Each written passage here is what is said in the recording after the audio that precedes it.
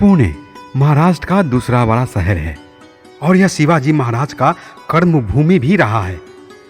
यहाँ जाने की मुझे बड़ी इच्छा थी और यह अवसर मिला मुझे वर्ष 2003 में, जब 16 बिहार रेजिमेंट के द्वारा दक्षिण कमांड हेडक्वार्टर पुणे में 1 महीने के लिए लाइब्रेरी कोर्स के लिए भेजा गया।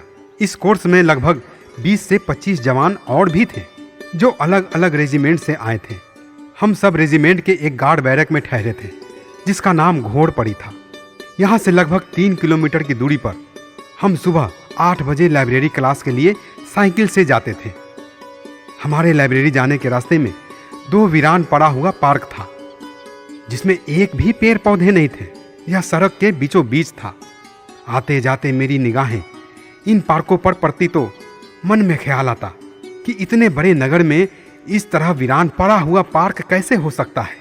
सरकार द्वारा उपेक्षित यह पार्क अपनी बदहाली पर आंसू बहा रहा था, जबकि इसकी जिम्मेवारी स्थानीय लोगों पर भी थी।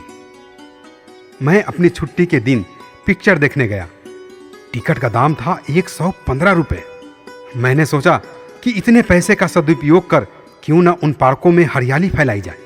मैं हॉल से बिना पिक्चर देखे वापस आ गया और नर्सरी जाकर कुछ पौधे खरीदकर उस पार्क को संवारने में लग गया।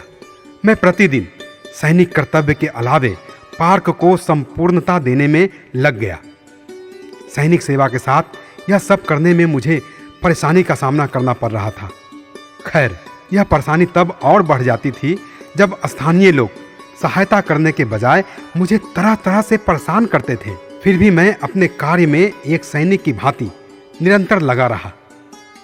3 महीने के अंदर मैं इस पार्क को पूर्णतः हरियाली युक्त कर दिया।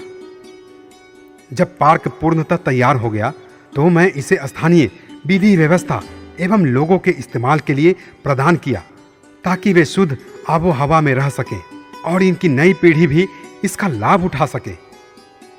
उस वक्त मैंने बच्चों को बुलाकर टॉफियां बांटते हुए हरियाली का महत्व समझाया। इन दोनों पार्कों का नाम शहीद भगत सिंह एवं स्वर्गीय कल्पना चावला के नाम पर रखा। ये दोनों शख्सियत मुझे सदैव प्रभावित किए हैं। देशभक्ति से ओत पड़ोत सरदार किशन सिंह और माता विद्यावती कौर का यह सपुत्र हमेशा से मेरे लिए आदरणीय रहे। उसी तरह भारत की पहली महिला अंतरिक्ष यात्री कल्पना चावला भी मेरी आदर्श है। पार्क इन दोनों भारतीय वीर वैज्ञानिक को समर्पित है। मेरा पार्क का नाम देने के पीछे मेरी मंशा थी कि अपने देश के लिए अपना सर्वस्व निछावर करने वाले सपूतों को सम्मान दिया जाए।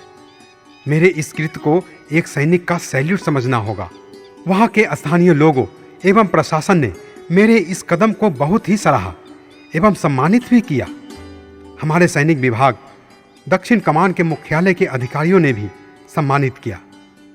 इसके लिए मैं उन लोगों का तहे दिल से शुक्रिया अदा करता हूँ।